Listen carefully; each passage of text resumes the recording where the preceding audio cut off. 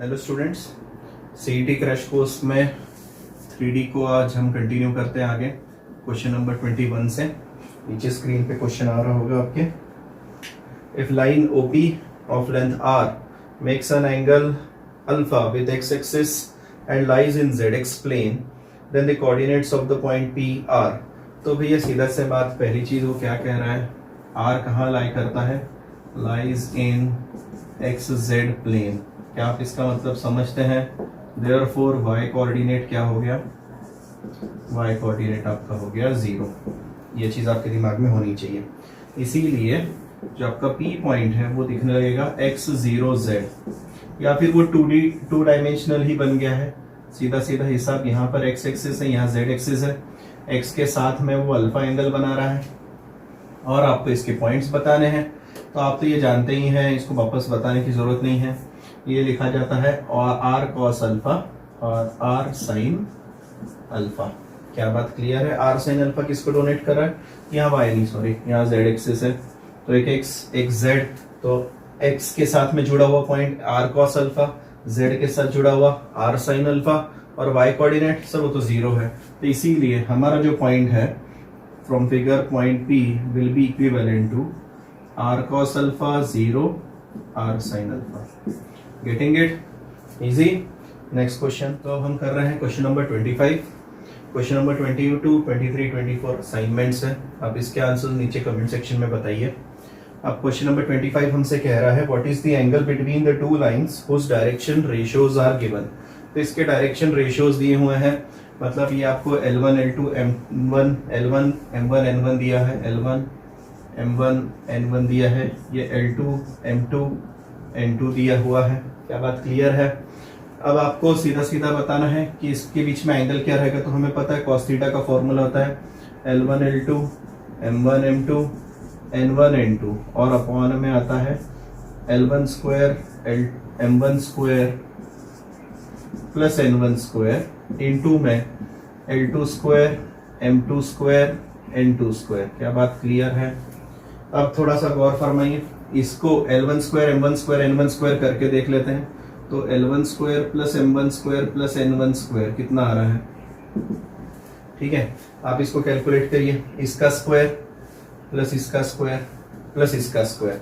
तो आप देखेंगे इसको सॉल्व करने पर आंसर आता है √24। मैंने सॉल्व करके चेक कर लिया है, आप भी चेक कर सकते हैं।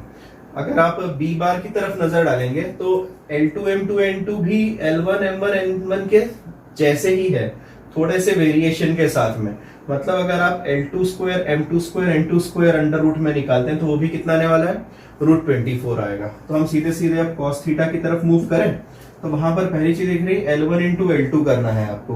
तो देखिए L1 यहाँ पर है, L2 यहाँ पर है, सो √3 - 1 इंटू दिस। ध्यान से देखिए, मैं दोनों का मल्टीप्लीकेशन कर रहा हूं तो पहला दिख रहा है √3 - 1, दूसरे वाले से अगर आप माइनस साइन खींच लेते हो बाहर तो आपको दिखता है √3 + 1। क्या आप समझ पा रहे हैं? नेक्स्ट की तरफ चलते हैं। नेक्स्ट दिस इंटू दिस दिखेगा, और ये दोनों भाई भी वापस से सेम दिखेंगे। वापस माइनस साइन को मैं साइड में रखता हूं थोड़ी देर के लिए। ये वाला जो रहेगा वो दिखने लगेगा √3 + 1, और ये वाला जो है वो एज इट इज √3 - 1। ये 4 ये तो 16 हो गया सर, इसमें तो कोई शक नहीं है। अपॉन में देखिए ये क्या था, √24, ये क्या था, √24 विल गिव यू 24। अब देखिए, क्या आपको नहीं लगता ये दोनों चीजें एक ही बात कर रहे हैं? और ये है a + b into a - b, a + b into a - b। So a + b into a - b, a² - b²। थोड़ा ढंग से देखिए, तो a² मतलब 3 - 1, तो ये 2 आएगा, ये 3 - 1 2 आएगा, 2 और 2 जोड़कर 4 हो जाएंगे। क्या बात समझ में आ रही है? तो 16 में से अगर आप 4 माइनस करते हैं तो आपको मिलेगा 12/24, मतलब answer is 1/2। So your cos theta is 1/2। अब हमें वहां पर देखते हैं, वहां पे cos थीटा दिए, थीटा की वैल्यूज दी ऑप्शन में। तो ऑप्शन में एंगल्स दिए हुए हैं और option C is the correct answer, क्योंकि थीटा की वैल्यू जो है वो π/3 आ जाएगी।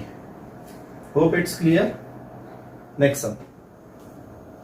नाउ क्वेश्चन नंबर 26 नीचे स्क्रीन पे आ रहा होगा आपके पास।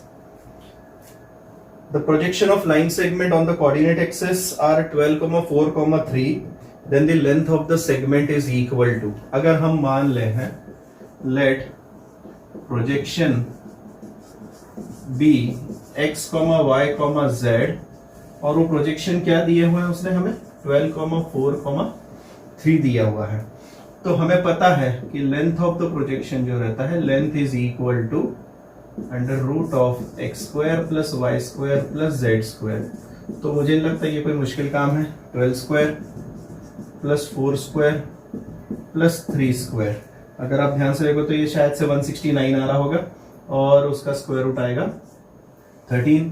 ऑप्शन चेक कर लीजिए, तो ऑप्शन जो है ऑप्शन सी यहाँ पर गिवन है, आप उसको टेक आउट कर सकते हैं। सो 13 इज द आंसर। अगर सुनिए, अगर आपसे पूछा जाता कि भैया इसी के डायरेक्शन कोसाइंस बता दीजिए, तो डायरेक्शन कोसाइंस कैसे मिल जाते हैं आपको? सो 12/13, 4/13, 3/13, इसमें एक और वेरिएशन आ सकता है।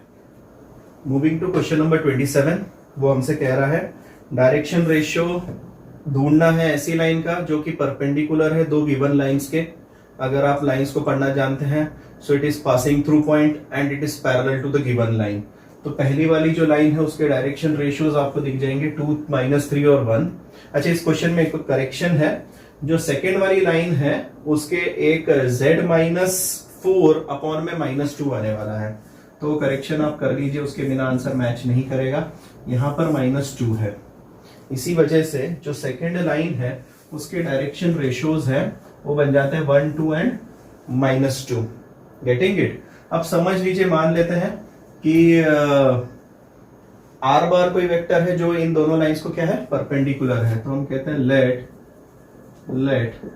Are bar be perpendicular to given lines, let r bar be perpendicular to given lines. और हम मान लेते हैं कि भैया ये जो गिवन लाइंस है एक R1 बार है और एक R2 बार है। तो हम ये समझ गए कि R बार जो है वो होगा R1 बार क्रॉस R2 बार, और इसका मतलब ये हुआ परपेंडिकुलर कैसे हम ढूंढेंगे, क्रॉस प्रोडक्ट से I J K। पहला आएगा 2 -3 1, दूसरा आएगा 1 2 -2। आप इसको आराम से सॉल्व कर सकते हैं, नीचे कमेंट सेक्शन में इसका आंसर मुझे बताइए। Now moving to question number 28, उसमें हमसे पूछ रहा है एक ट्राइंगल दिया है ABC और आप उसका एरिया फाइंड आउट करके मुझे बताइए।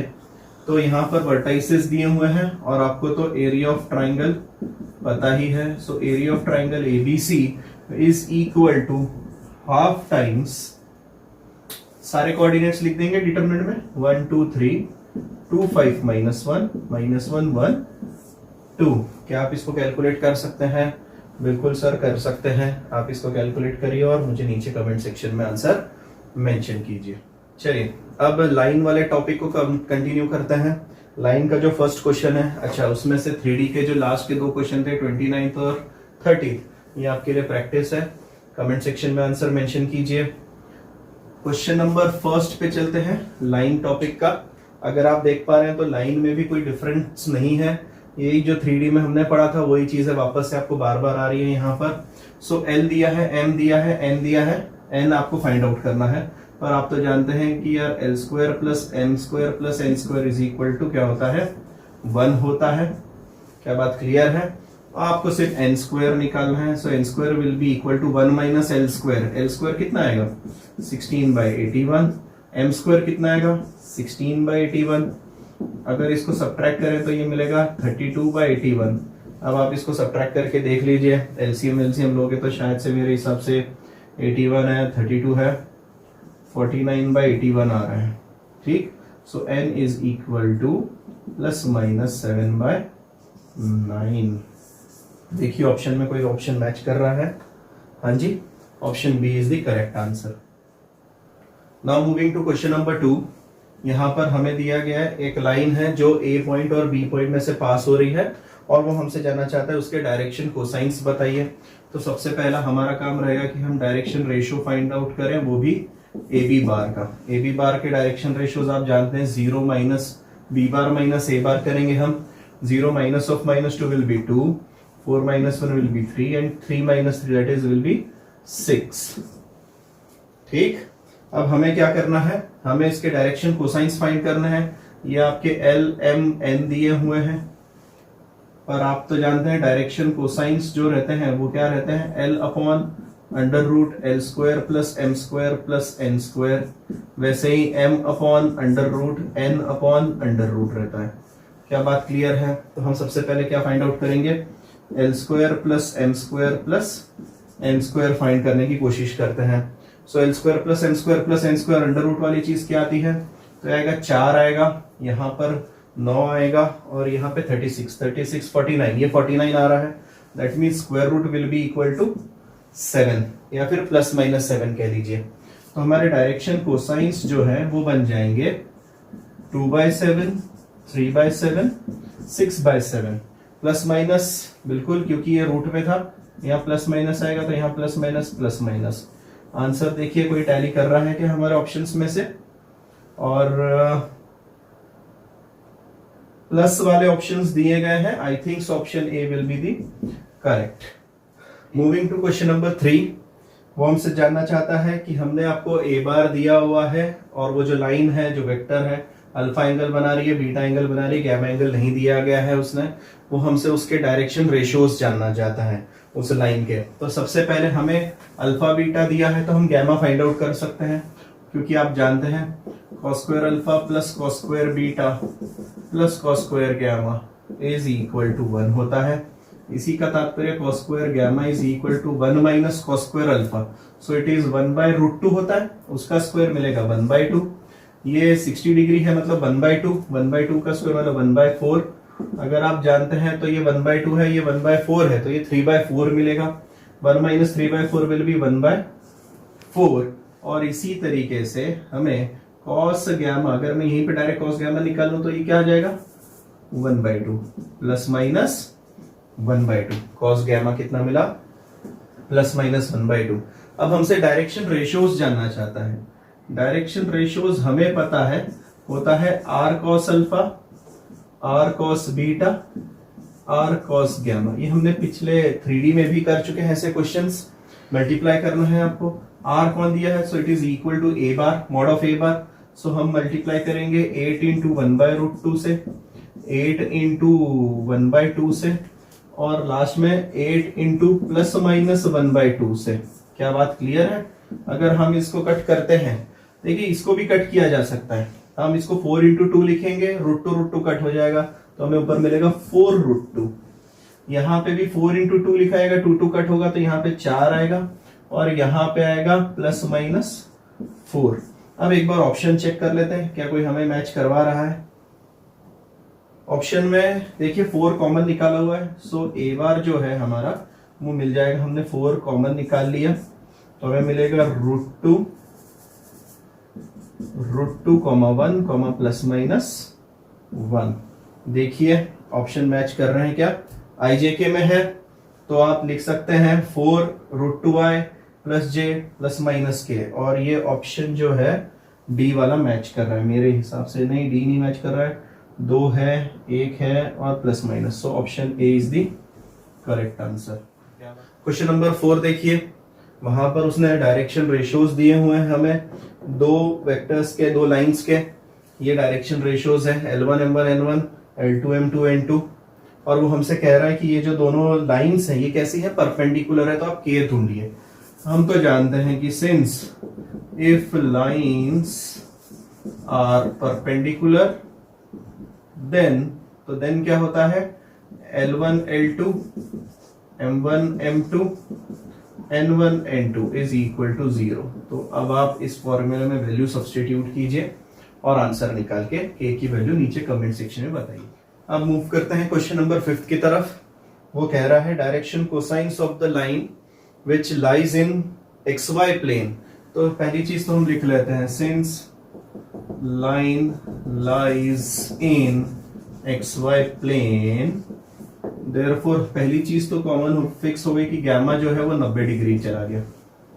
ठीक, अब नेक्स्ट की तरफ चलते हैं। आगे क्या कह रहा है, also the line bisects the angle between x and y। तो मैं यहां पे मेंशन कर देता हूं, since line bisects angle between XY plane X Y plane को बाइसेक्ट कर रहा है, इसीलिए alpha equal to beta equal to 45 degree हो गया। ओके, अब हमसे वो क्या जानना चाह रहा है, तो डायरेक्शन कोसाइंस बताइए। तो डायरेक्शन कोसाइन मतलब cos alpha cos beta cos gamma चाहिए, तो इसमें तो कोई बड़ी बात नहीं, direction cosines equivalent to cos alpha वो भी 1/√2, कॉस बीटा वो भी 1/√2 और कॉस गैमा मतलब कॉस 90 डिग्री जो है 0 आ गया। सो ऑप्शन चेक करिए और option C is the correct answer. Move करते हैं क्वेश्चन नंबर 7 की तरफ। कह रहा है the point of intersection of the line, तो पहली लाइन दूसरी लाइन और ये दोनों पॉइंट्स एक जगह पे इंटरसेक्ट कर रही हैं। तो क्या आपको नहीं लगता कि अगर किसी एक पॉइंट पर ये दोनों इंटरसेक्ट कर रही होंगी, मतलब आर बार और आर बार क्या हो जाएगा उस पॉइंट पर सेम हो जाएगा। अगर सेम होगा तो हम इन दोनों को क्या कर सकते हैं, पॉइंट ऑफ इंटरसेक्शन के लिए इक्वेट कर सकते हैं। तो ध्यान से देखिए, इक्वेटिंग बोथ लाइंस, क्योंकि वो पॉइंट ऑफ इंटरसेक्शन पे एक ही वैल्यू देगी इसलिए मैं इनको इक्वेट कर रहा हूं। तो हमें मिलेगा A bar plus T1 times B bar plus C bar equal to B bar plus T2 times C bar plus A bar.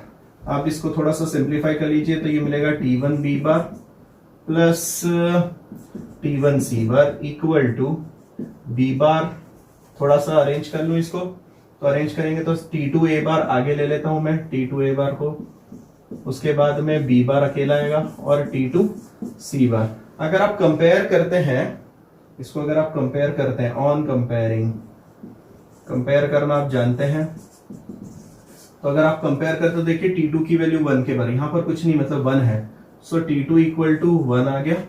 T1 की वैल्यू कितनी आ गई, T1 भी यहां पर देखिए 1 है, तो हम लिख सकते हैं भैया T1 equal to T2 equal to कितना है 1 है। और अगर मैं यहां पर T1 की जगह पे 1 रख देता हूं तो मुझे मिल जाएगा therefore R bar is equal to A bar plus B bar plus C bar. क्या पॉइंट क्लियर है? अब आप ऑप्शन चेक कर सकते हैं आराम से।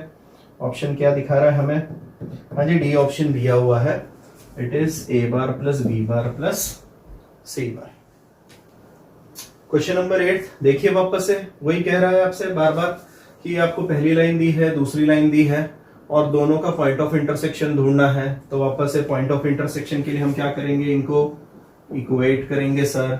इक्वेट करेंगे तो A bar plus T1 B bar is equal to B bar plus T2 A bar आ जाएगा। अगर वापस से हम इनको कंपेयर करें तो यार ये तो वही आ रहा है, T1 equal to T2 is equal to 1 ही आ रहा है जो पिछले क्वेश्चन में आया था।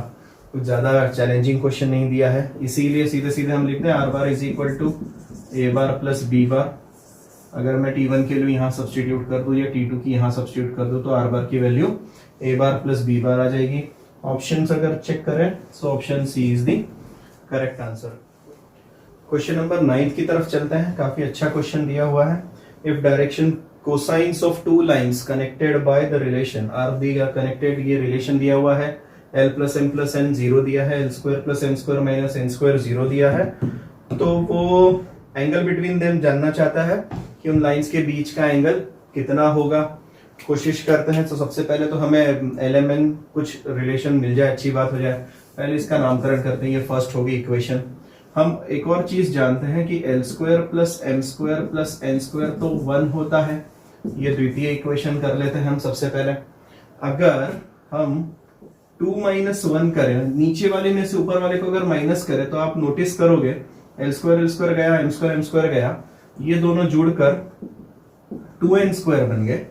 1 माइनस 0 जो है वो 1 मिल गया, तो n स्क्वायर की जो वैल्यू है वो आधी आ गई, या सरल भाषा में कहूं तो n की वैल्यू प्लस माइनस 1/√2 आ गई। क्या बात समझ में आ रही है? तो पहली चीज तो इसको नहीं तो भी ब्लॉक कर लेते हैं कि n की वैल्यू प्लस माइनस 1/√2 आ गई।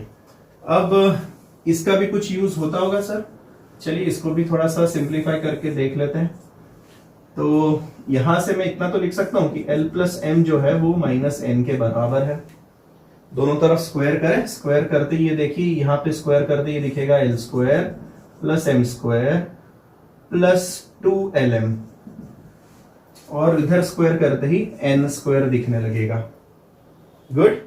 अब L square plus M square अगर ध्यान से देखें L square plus M square तो एन स्क्वायर के बराबर है। ये देखिए मैं यहां से बता रहा हूं आपको, ये वाले पॉइंट से कि L square plus M square तो ये एन स्क्वायर के बराबर हो जाएगा। तो मैं एन स्क्वायर पुट करता हूं, N square plus 2lm is equal to N square.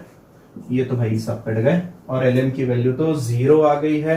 मतलब हमें दिख रहा है आइदर, मैं लिख लेता हूं वापस से, 2lm इज इक्वल टू 0, मतलब एक तो l इक्वल टू 0 और m इज इक्वल टू 0 होगा। एक और चीज है, देखिए यही इसी वाले पॉइंट से हम फटाफट फाइंड आउट कर सकते हैं, या फिर नीचे लिखता हूं मैं इसके लिए, इफ l इक्वल टू 0 और दूसरा केस क्या बन रहा है, if m is equal to 0। तो ध्यान से देखिए इस वाले पॉइंट से अगर l 0 हो गया तो m की वैल्यू माइनस n के बराबर आ जाएगी। मतलब पॉइंट्स हमें मिलेंगे 0 माइनस n n, और दूसरा वाला पॉइंट यहां से मिलेगा हमें, अगर m 0 हो गया तो l equal to minus n हो जाएगा, तो मिलेगा माइनस n 0 n। क्या बात क्लियर है?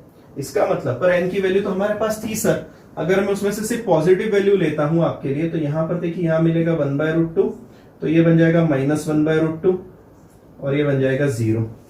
यहां पर भी -1/√2, 0 और 1/√2। अब हमें इनके डायरेक्शन कोसाइंस फाइंड करने हैं। आपको तो पता है L1 L2 M1 M2 N1 N2, ठीक।